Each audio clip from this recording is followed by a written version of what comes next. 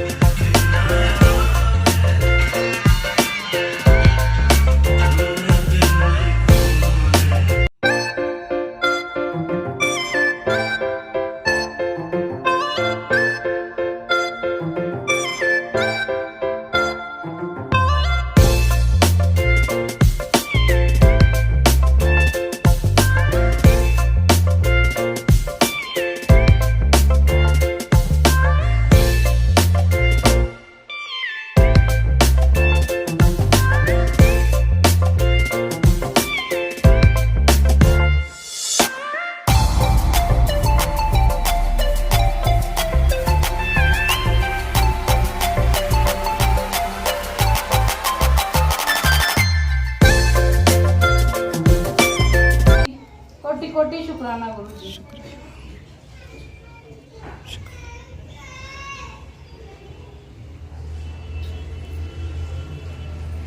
कोई अपना सत्संग शेयर करना चाहती है?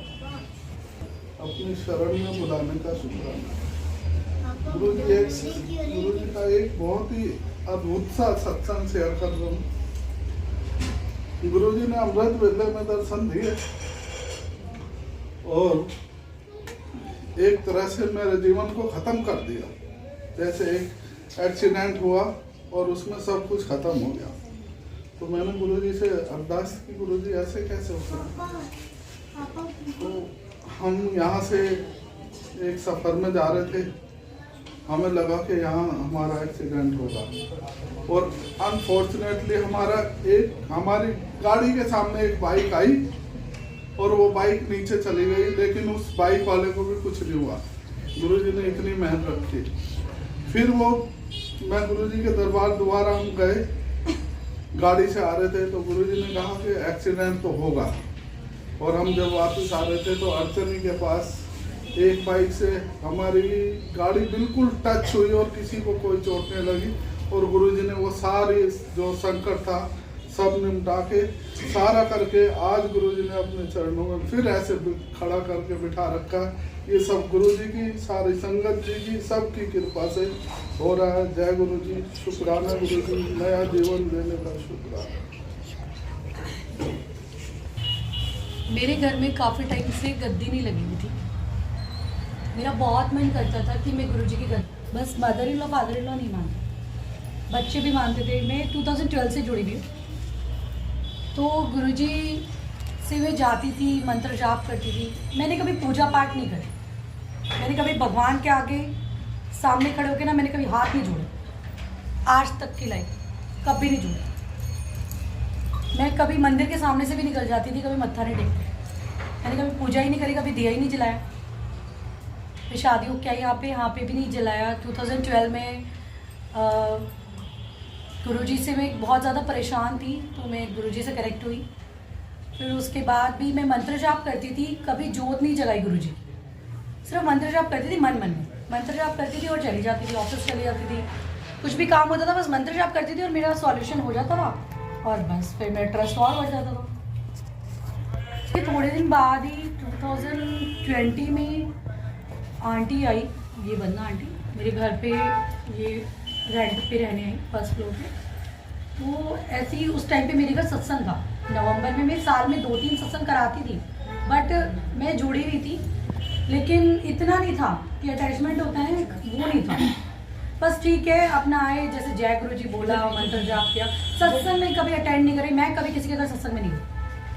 पहला सत्संग मेरे घर में खुद ही हुआ था। मैं कभी किसी के घर सत्संग ना अटेंड करा, ना मुझे पता ये सत्संग होता क्या है, मुझे कुछ भी नहीं पता। ऐसे ही बड़े मंदिर गई एक दिन, और गुरुजी के ग्रुप में किसी ने मुझे ऐड कर लिया, मैं ऐड हो गई। ऐड होते ही उन्होंने मुझे गुरुजी के ग्रुप में जैसे ही ऐड हुआ तो उसमें मैसेज आया कि सत्संग है। उस टाइम जस्ट मेरा बेटा हुआ ही था, तो मैसेज है, तो मैंने सोचा पता नहीं कैसे मैसेज आते हैं, इसमें सत्संग भी क्या है, 2 घंटे का लिखा हुआ है। मैंने सोचा भजन कीर्तन होता होगा, जैसे कीर्तन लोग कराते हैं। मैंने एक दिन ऐसे ही मेरा बेटा हुआ, उसके बाद में मेरे 40 डेज का जैसे वो कंप्लीट हुआ, पता नहीं मेरे मन में क्या आया कि एक दिन सत्संग का मैसेज आया, और मैंने ना उस सत्संग के मैसेज के ऊपर ना एडमिन को सर्च किया कि कौन सा एडमिन है इसका। डायरेक्ट उस एडमिन को कॉल करके मैंने बोला कि ये सत्संग होता क्या है।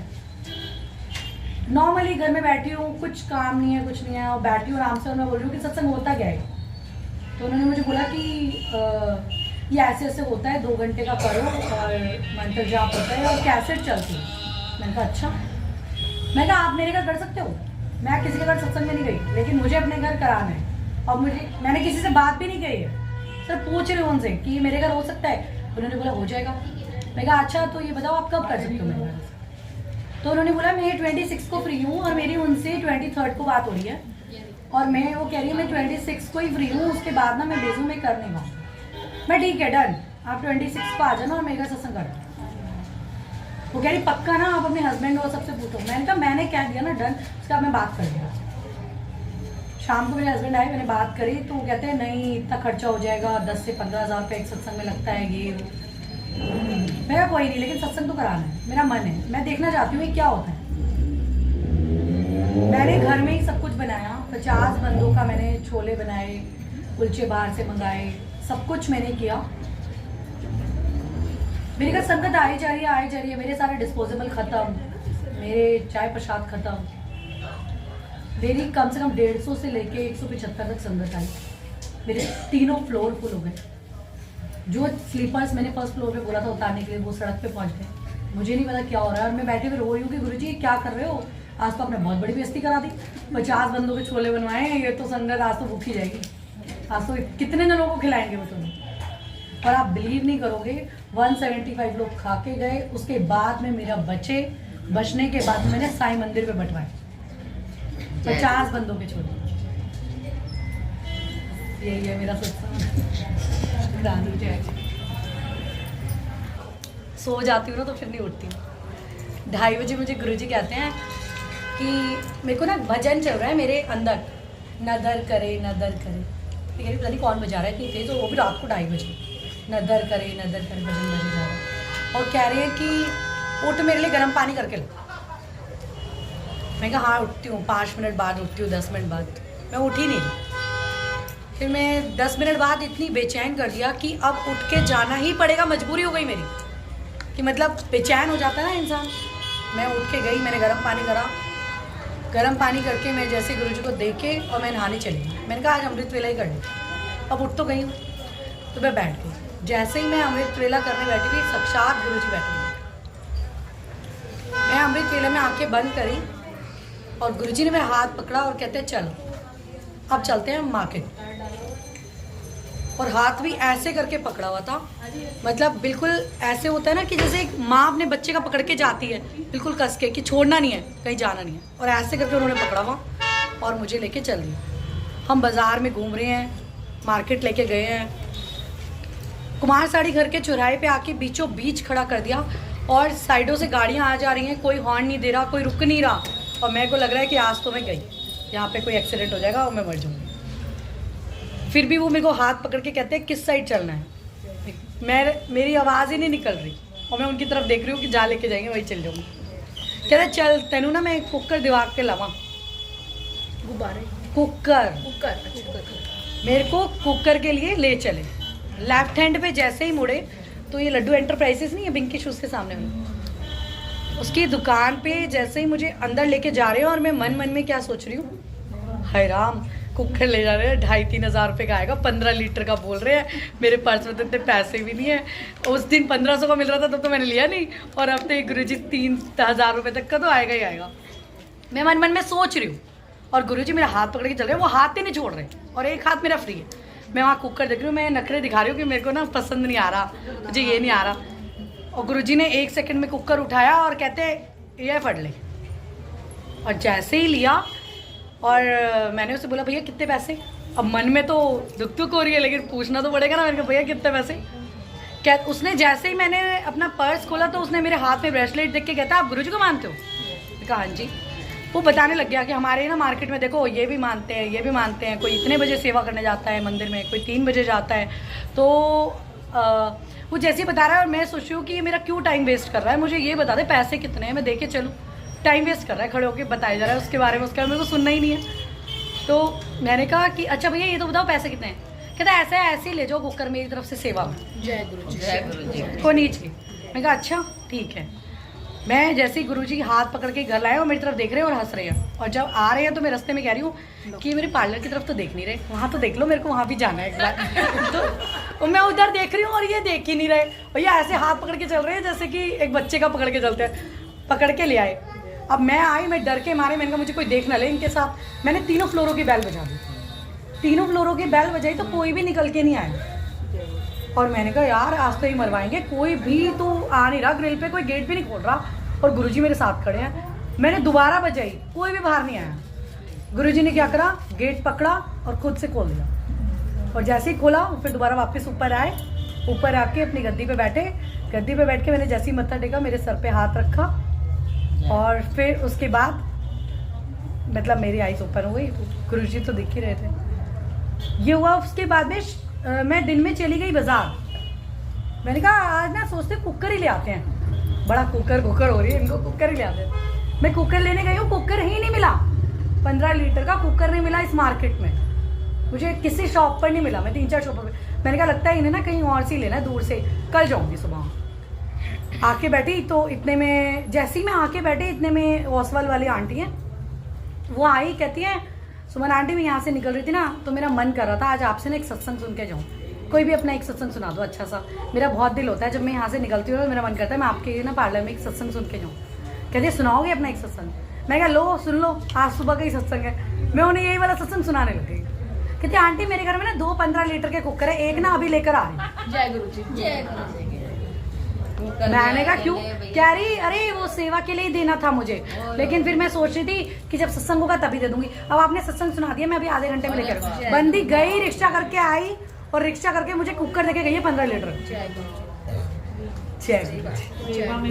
दुकान वाले सेवा कर रहे थे ना, मुझे नहीं पता था कि कहाँ सुबह मैं ड्रीम देख रही हूँ 4 बजे, और ड्रीम भी नहीं था, साक्षात गुरुजी बैठे हुए, ड्रीम भी नहीं था उनमें। अमृत वेले में करते करते सब कुछ बता देती है। सबको पता है आंटी, स्पेशली इनको ज्यादा पता है, ये घर में रहती है, इनको ज्यादा पता है। फ्रेंड्स आपने सत्संग सुने और सत्संग बहुत अच्छे थे। अंकल जी का सत्संग इतना इमोशनल था कि वो खुद ही रोने लग रहे थे। और दूसरा सत्संग आंटी जी का था, आंटी जी के वो सत्संग बहुत अच्छे थे। 2 सत्संग सुनाए थे उन्होंने और वो भी बहुत प्यारे प्यारे थे। ऐसे लग रहा था गुरुजी तो उनके पास ही रहते, उनकी हर बात सुनते हैं। देखिए फ्रेंड्स कितना एंजॉय कर रहे हैं सब गुरुजी का सॉन्ग चलाकर। सब ने बहुत अच्छे से डांस किया, सारा गुरु परिवार है ये। गुरुजी अपनी कृपा ऐसी बनाते रहें। जय गुरुजी, शुक्राना गुरुजी। गुरुजी सारिका आंटी जी पर इतने मेहरबान है ना कि इतनी जल्दी जल्दी सत्संग कराते हैं, और मुझे तो बहुत अच्छा लगता है सत्संग में जाना। और गुरुजी इन पर ऐसे ही मेहरबान रहें, इनकी हमेशा विश पूरी करती रहें, और ये हमको ऐसे ही बुलाते रहे सत्संग में। जय गुरुजी।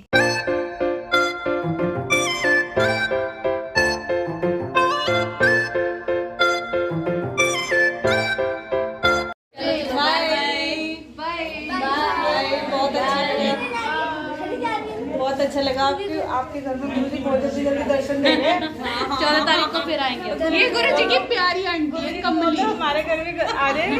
तुम्हारा भी काम आपकी सुनते होंगे ना जल्दी जल्दी। नहीं सुनते ही तो नहीं। आप बुल रहे हैं, आप बुलाने वाले बनो, आ जाएंगे गुरुजी।